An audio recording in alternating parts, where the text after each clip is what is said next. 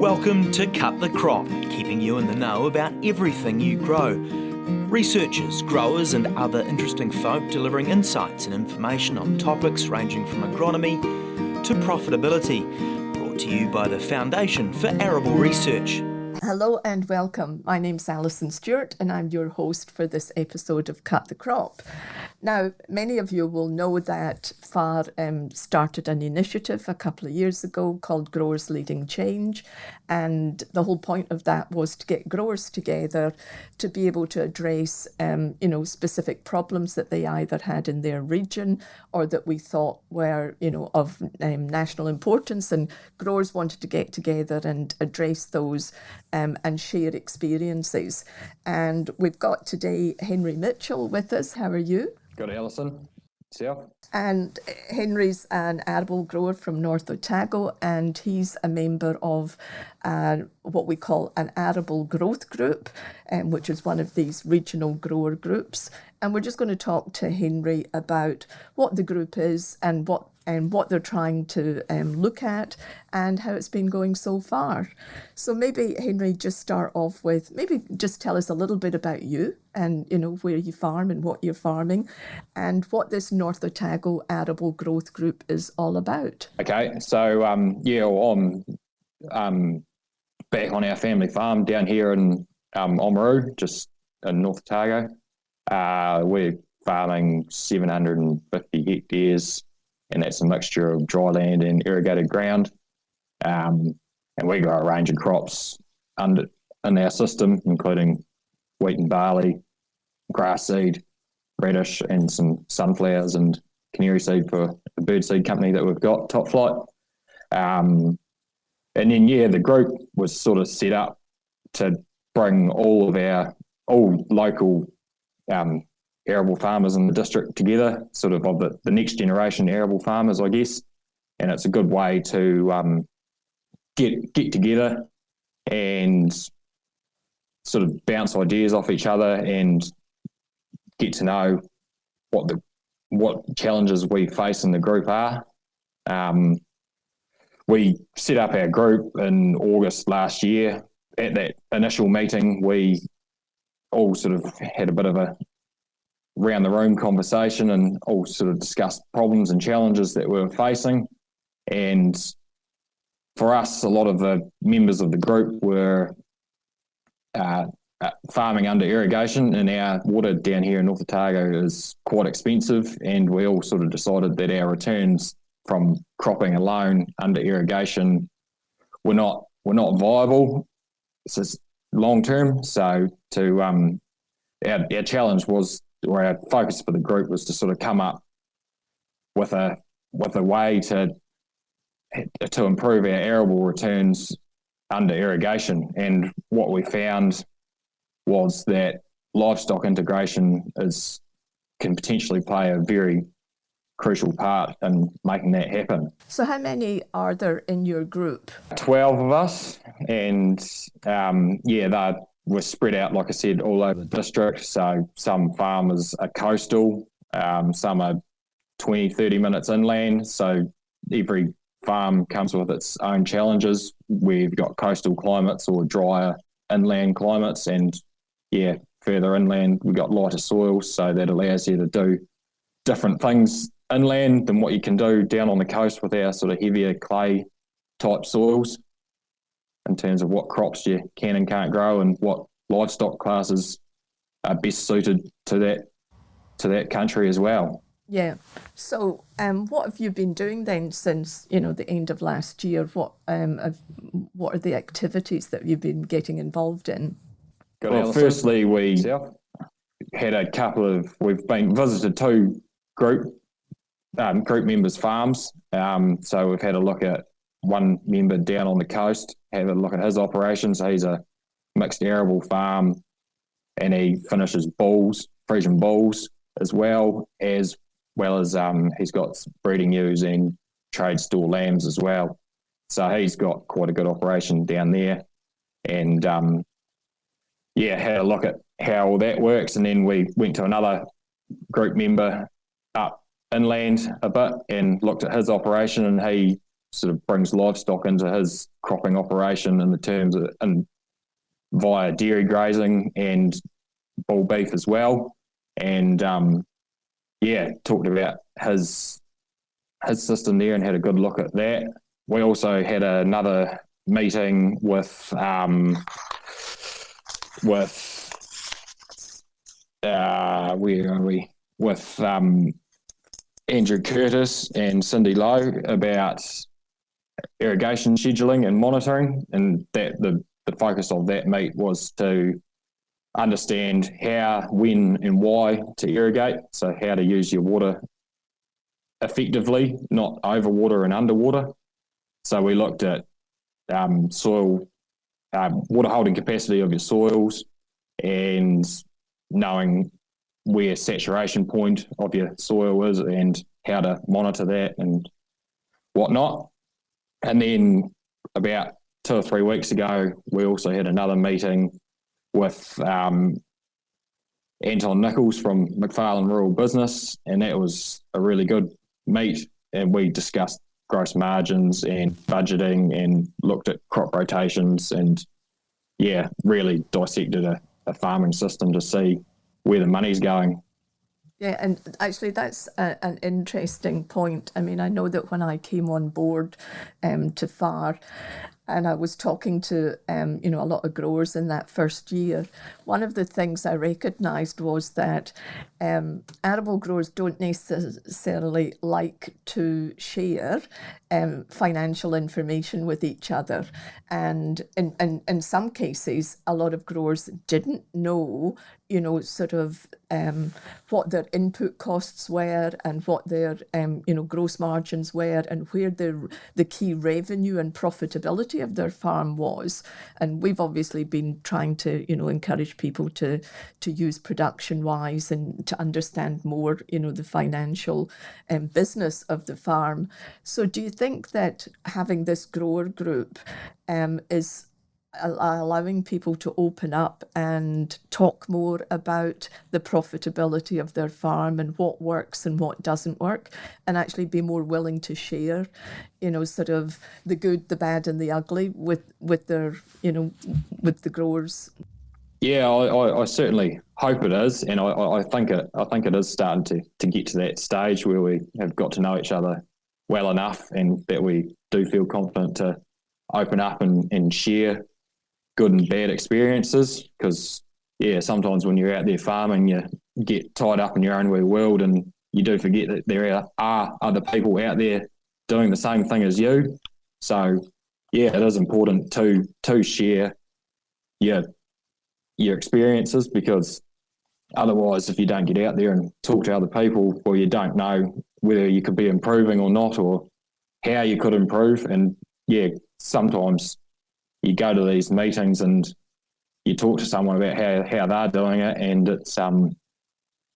it's quite good because you get an outside perspective on what you're doing, and you come back and you feel excited and ready to try something new, or do something slightly different way to make the end outcome better.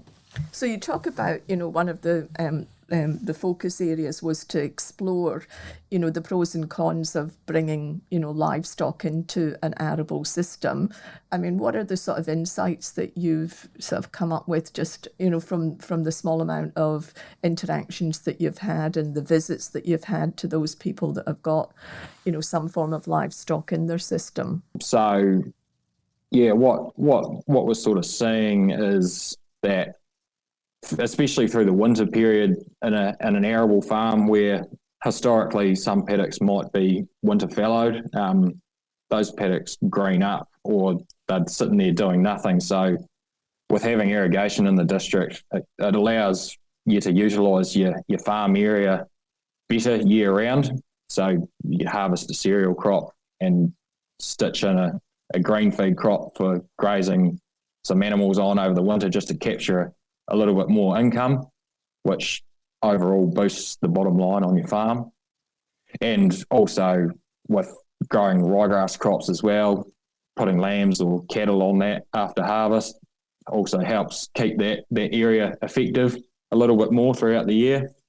which also the main reason is it helps dilute your irrigation overheads because you're using that resource year round a bit more rather than just over the irrigation season for the crop requirement so that's a key part of stock integration, and stock integration has some really good synergies with arable farming too, I believe, and you can run quite a good operation if you get the balance right. I mean, I think we've always recognised, the value of having, a sort of stock integration from the point of view of having a pastoral component, and that brings, a level of sort of regeneration into the system from a soil health point of view. And we know that obviously it brings in some nice cash flow that, that makes things look a little bit better. Have you been talking though about what's going to happen, come 2025 when the government introduces a pricing scheme for, greenhouse gas emissions, and what impact that might have on your thinking around stock integration? Because obviously, if you start having stock in your system, you're going to have to start paying for, methane sort of emissions, and I guess you've got to balance out the cost of that versus the benefit that you get. Yeah, we've had a few sort of brief conversations about that, but it's probably something that we need to talk about more in depth in an upcoming session.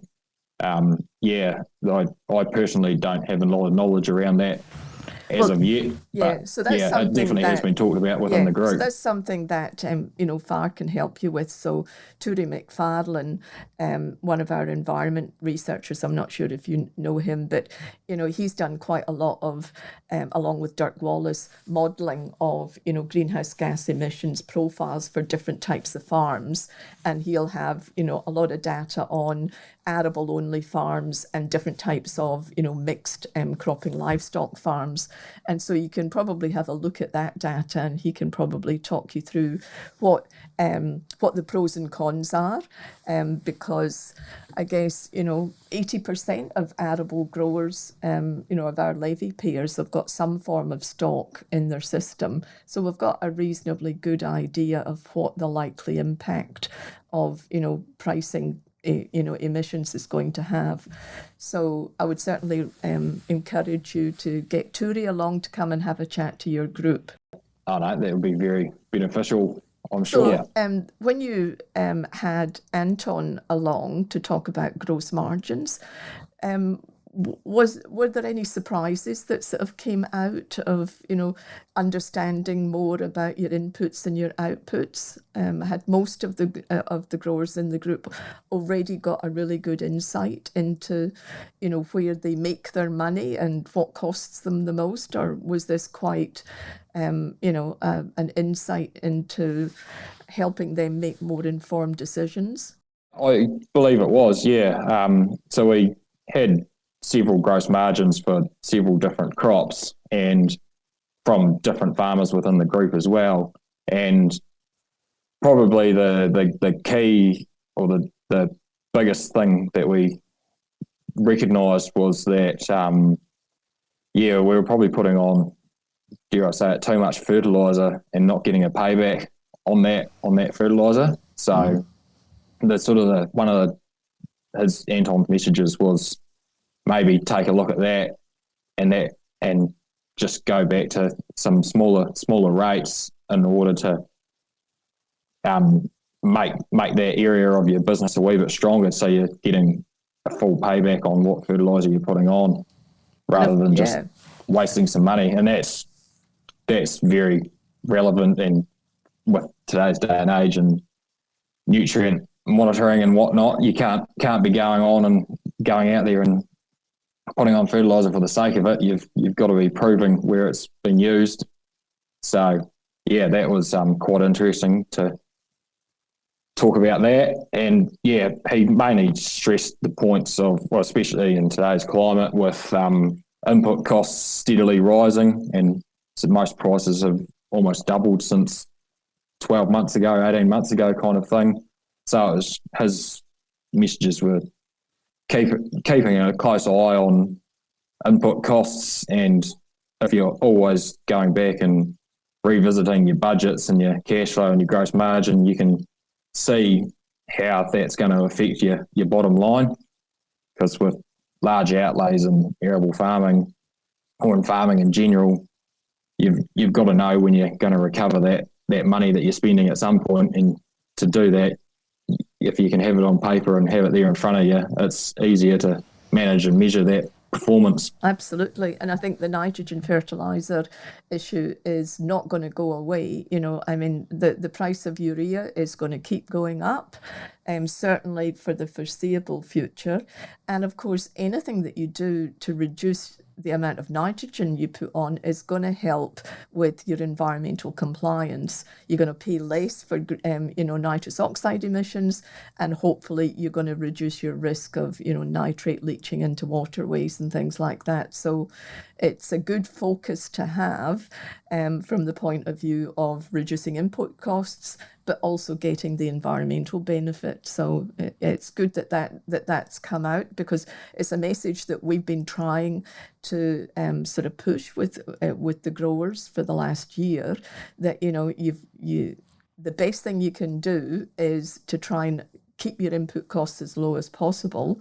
And the only way to do that is to start trying to optimize their use so that you're only putting on absolutely what you need to be able to give you, the optimum profitability on that crop.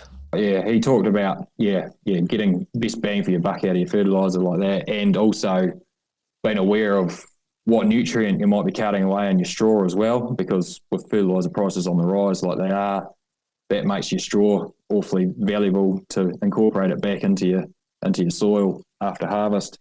So he stressed the importance of being aware of what fertility you might be carting away there. And also, we looked at things such as crop establishment and doing that in a cost-effective way without impeding the performance or the establishment of that next crop. And it was just a good look at an arable system to dissect it and see what money's been spent where, basically. So what have you got planned for this coming year? What activities is the group going to get involved in?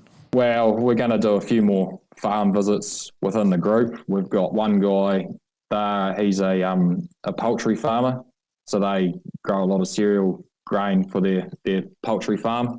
So we'll go have a look at that. That'll be quite interesting. And then there's another mixed farm inland as well, which we're going to have another look at, or have a look at. We haven't been there yet. So, we'll do a few more farm tours, and then, we probably need to have a bit more of a strategy meet about who we're going to get on board to come and talk to us next. Yeah, well, as I said, so that whole emissions price is probably a good area. So, I mean, you've been up and running for, sort of 9 months. What would be the key take-home messages that you'd like to give to other growers around being part of an arable growth group and, getting together and exchanging information and exploring new ideas? Yeah, well, it's been very good to be part of this, because you get to talk to other people that are in a similar game to you, and find out other innovative ways of how other people approach things and do things, which is good. And it's always good to get out there and chew the fat on current affairs and current issues and talk about all that.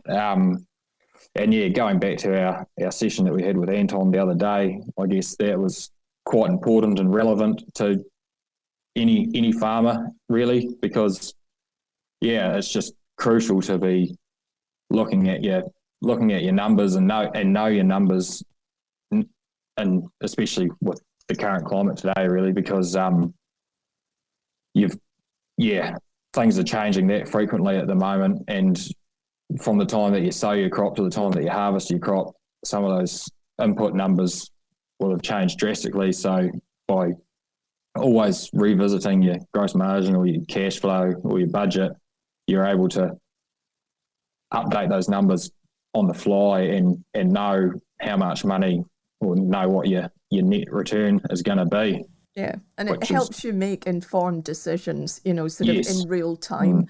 And that's really important, that puts you in control of, sort of what you need to do rather than looking in hindsight, oh, if only I had done.